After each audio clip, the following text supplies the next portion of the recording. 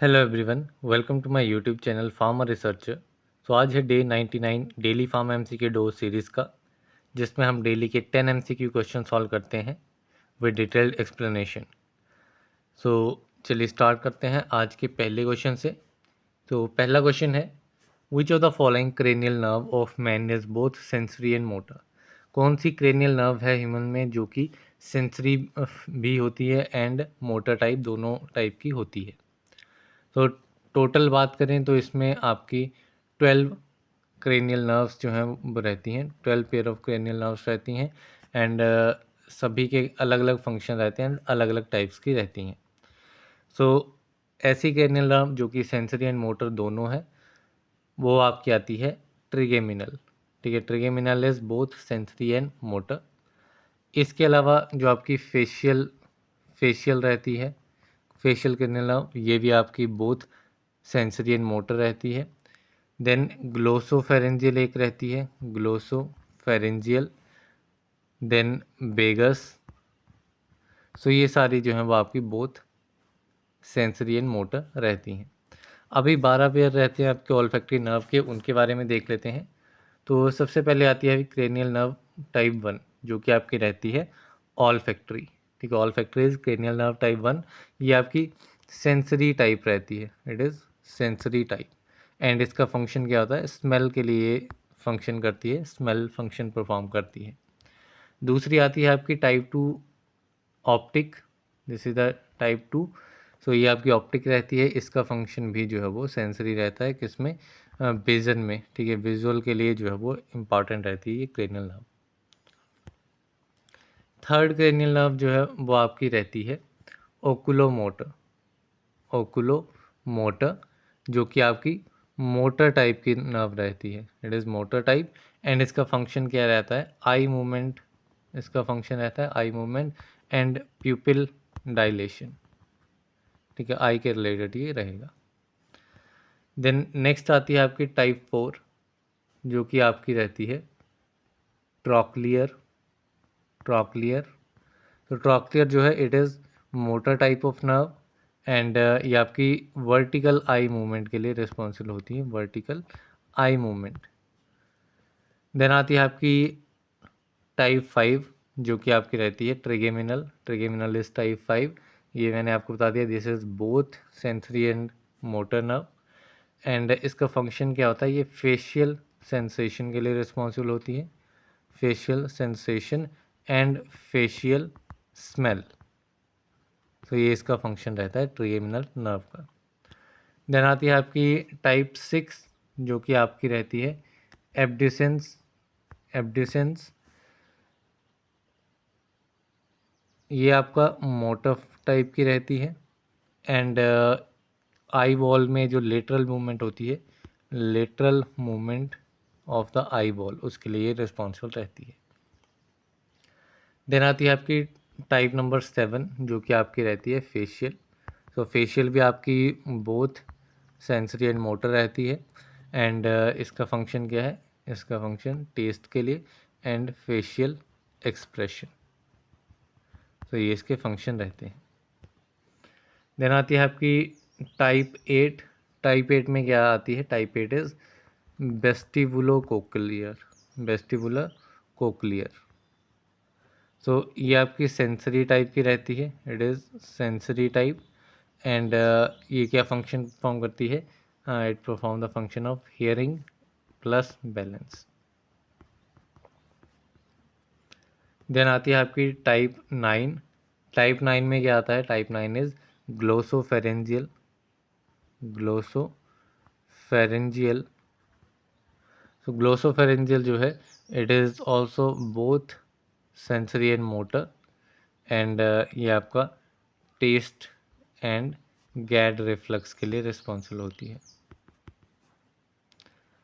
Then 10th type is vagus.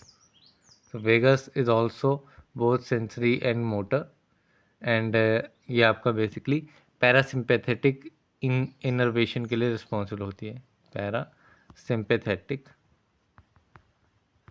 इनर्वेशंस के लिए responsible होती है। देन आती है आपकी टाइप 11, 11 आपकी रहती है accessory and it is motor type and इसमें आपका हेड एंड शोल्डर मूवमेंट जो है उसके लिए रिस्पॉन्सिबल रहती है।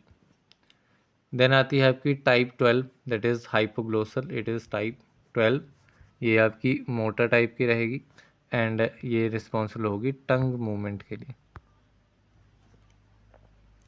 सो ये डिफरेंट आपकी 12 डिफरेंट टाइप्स की क्रेनियल नर्व्स हैं।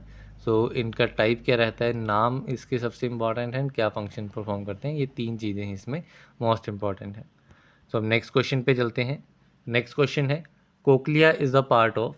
सो कोक्लिया जो है वो आपका ईयर का पार्ट है एंड ईयर जो है वो आपका 3 पार्ट्स में डिवाइडेड रहता है। सो उसमें से इनर ईयर का पार्ट जो है वो आपका रहता है कोक्लिया। तो इसमें आपका ऑप्शन ए जो है वो करेक्ट आंसर रहेगा। अब डिफरेंट पार्ट जो ईयर्स के रहते हैं उनके बारे में देख लेते हैं एक बार। सो 3 पार्ट्स में ईयर आपका डिवाइड होता है, internal ear, middle ear and inner ear. ठीक है, ये 3 टाइप्स इसमें रहते हैं। तीनों टाइप्स में क्या क्या कौन कौन से पार्ट्स आ जाते हैं, तो जो आपका इनर ईयर होता है उसमें आपका आ जाता है कोक्लियर या कोक्लिया, जो कि आपका क्या फंक्शन परफॉर्म करता है, ये changes the vibration of sound into nerve impulses. ठीक है, साउंड की वाइब्रेशंस को नर्व इम्पल्सेस में कन्वर्ट करता है आपका कोक्लिया। देन इंटरनल ईयर में ही दूसरा जो पार्ट रहता है that is auditory nerve. So auditory nerve क्या करती है, तो ऑडिटरी नर्व जो है वो आपकी ट्रांसफ़र करती है नर्व इम्पल्सेस को to the brain, it transfer the nerve impulses to the brain. Then आता है आपका मिडल ईयर। अब मिडल ईयर में एक पार्ट आपका रहता है ईयर ड्रम। ईयर ड्रम, तो ईयर ड्रम क्या करता है, ये वाइब्रेट करता है एंड पास करता है वाइब्रेशंस को ऑसिकल्स में। ठीक है, पास करता है वाइब्रेशंस को ऑसिकल्स से and ossicles he middle ear का दूसरा पार्ट है। ऑसिकल्स क्या करते हैं, ये आपके एम्पलीफाई करते हैं वाइब्रेशन ऑफ साउंड को एंड उसको पास कर देते हैं, किसको पास कर देते हैं, ओवल विंडो को। तो ये पास कर देते हैं ओवल विंडो को। एंड अभी मिडल ईयर का तीसरा पार्ट आपका आता है ओवल विंडो। ओवल विंडो क्या है, ओवल विंडो आपका ट्रांसफ़र करता है वाइब्रेशन ऑफ साउंड को टू द कोक्लिया, जो कि आपका इनर ईयर का पार्ट है। अब बात करते हैं आउटर ईयर की।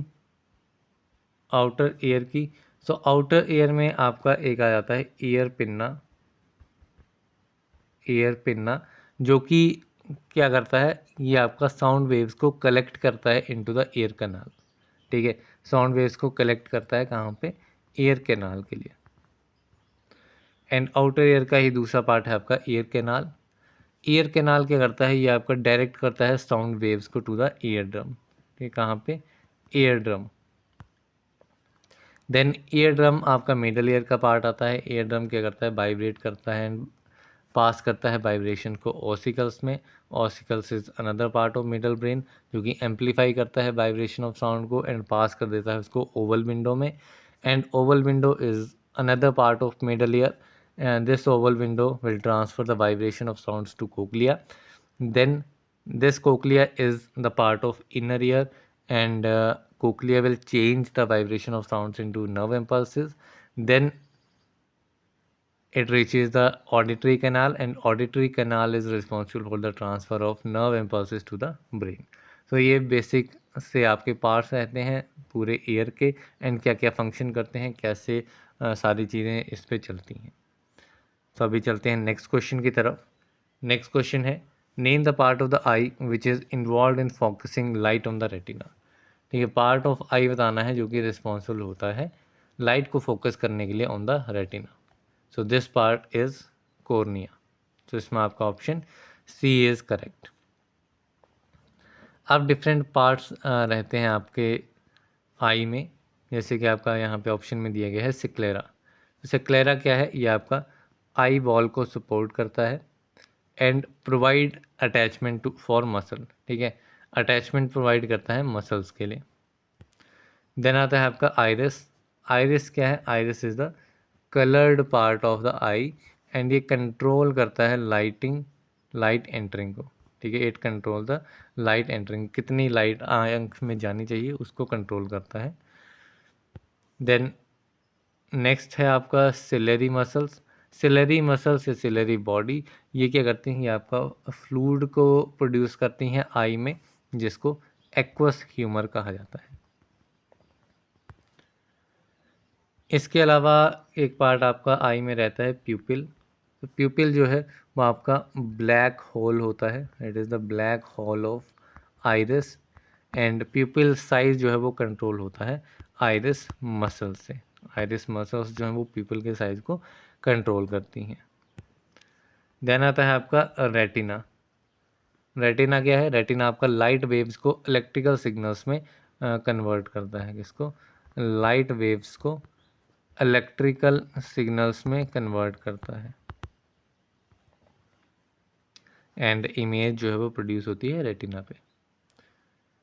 देन एक आती है आपकी ऑप्टिक नर्व, भी आई का ही पार्ट रहती है ऑप्टिक नर्व, जो क्रेनियल नर्व्स में भी आती है।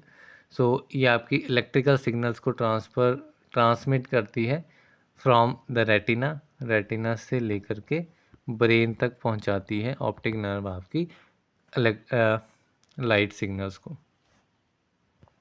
तो ये कुछ डिफरेंट पार्ट हैं आपके आई के, इनके फंक्शंस जो है वो ज़्यादा इंपॉर्टेंट रहते हैं। तो अभी चलते हैं नेक्स्ट क्वेश्चन की तरफ। तो नेक्स्ट क्वेश्चन है, a pharmacist has 70% solution and 15% solution available with him. He is required to make 480 ml of 30% solution. तो ये हमें फाइंड आउट करना है क्या कैलकुलेशन इसमें लगेगी। तो एक फार्मासिस्ट है, उसके पास 70% सोल्यूशन एंड 15% सोल्यूशन है उसके पास अवेलेबल है। उसको 480 ml बनाना है, कितना, 30% सोल्यूशन। तो इन दोनों की कितनी कितनी कंसनट्रेशन, कितना कितना अमाउंट उसमें लगेगा।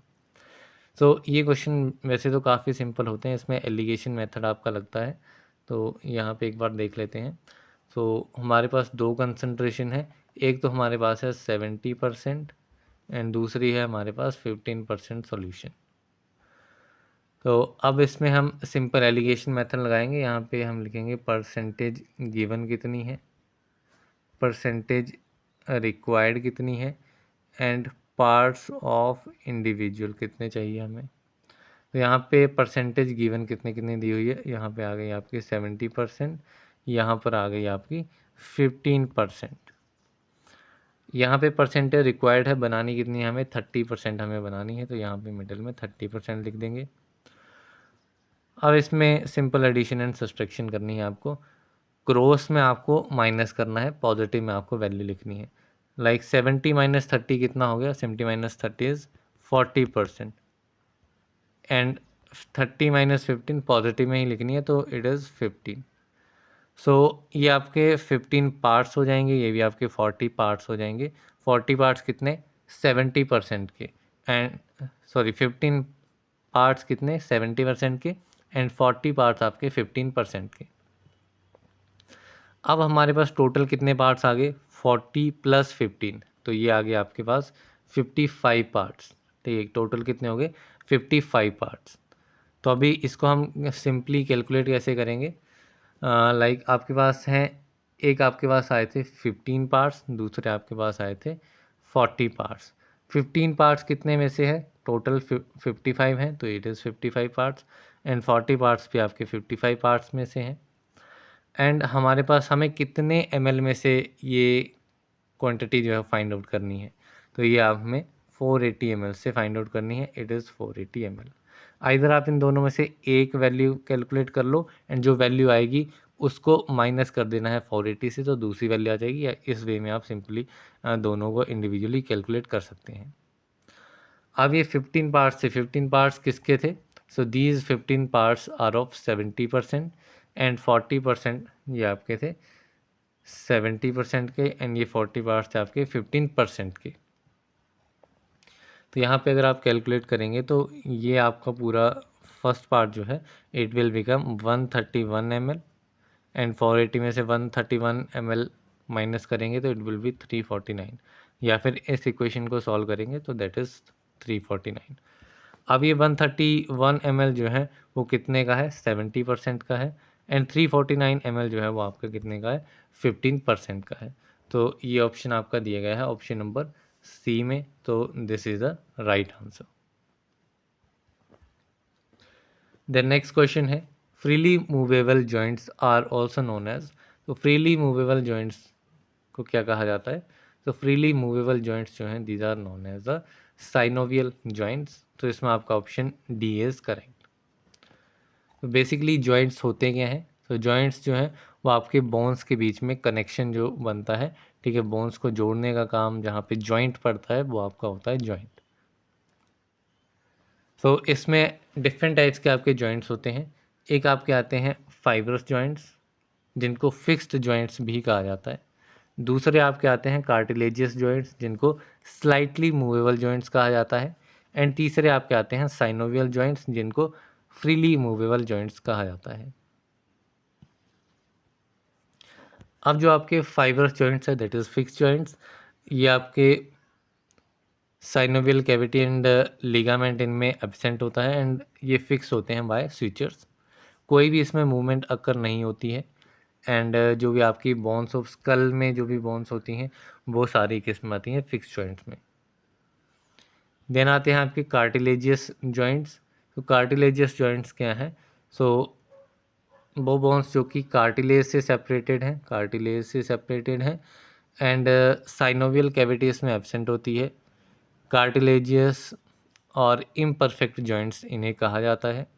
एंड जो आपकी रिब्स हैं जो कि कार्टिलेज से जॉइंट होती हैं, जो कि थोड़ा बहुत मूव कर लेती हैं, एक्सपेंड हो लेती हैं, तो वो सारी किस्में आती हैं कार्टिलेजियस जॉइंट्स में।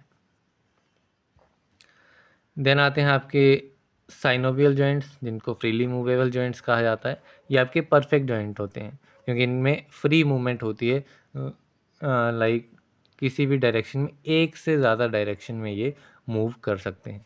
लाइक आपकी हाथ की कलाई होगी वो पूरी डायरेक्शन में मूव कर लेती है, नेक हो गया वो भी मूव कर लेता है।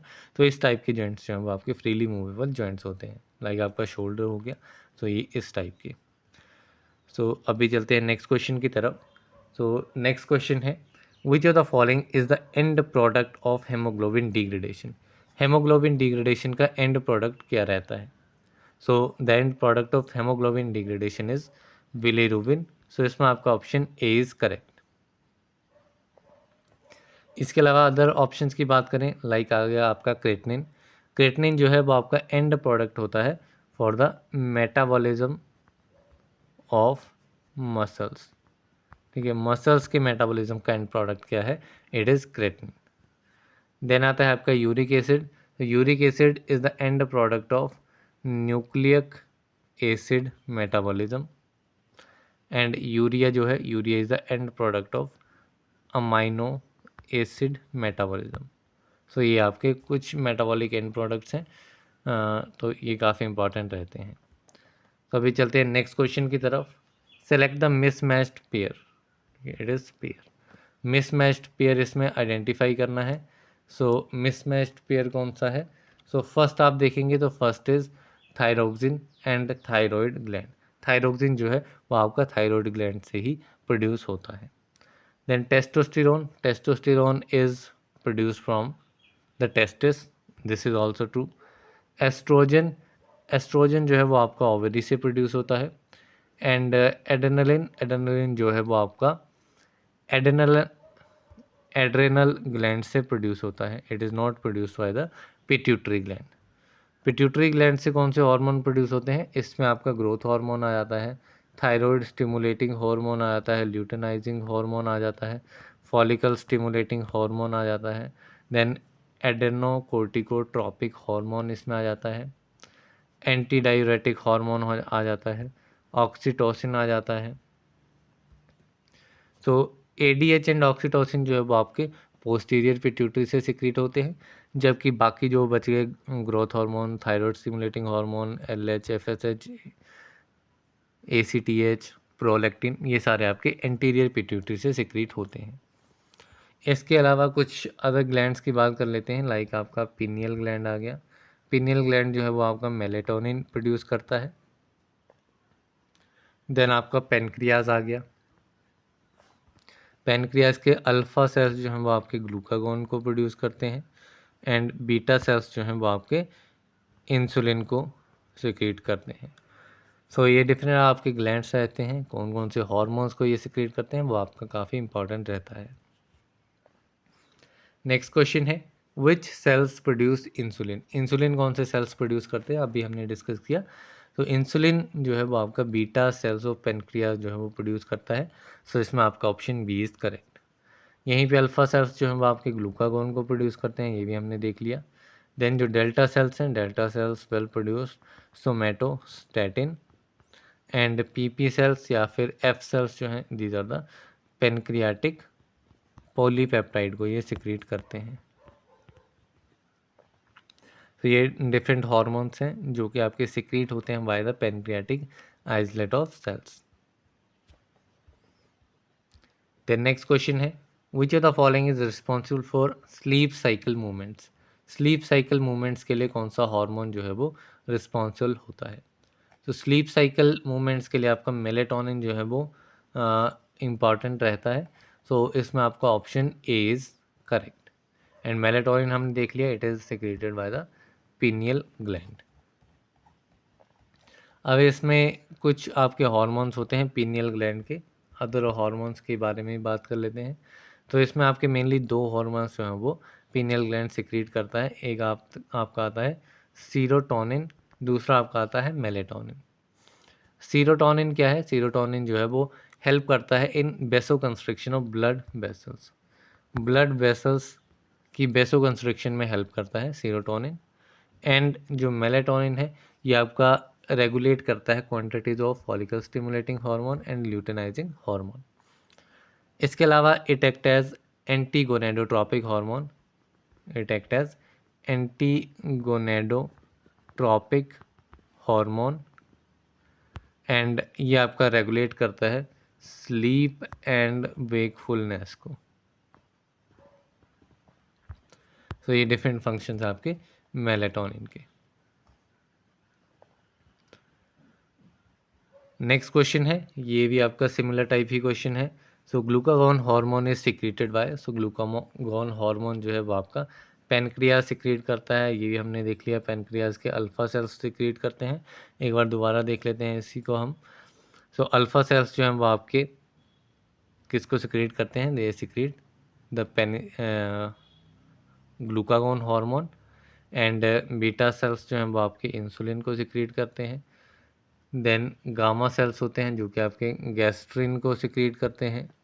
देन गामा सेल्स के बाद में डेल्टा सेल्स हमने देखा, डेल्टा सेल्स जो हैं वो आपके सोमेटोस्टैटिन को सिक्रीट करते हैं।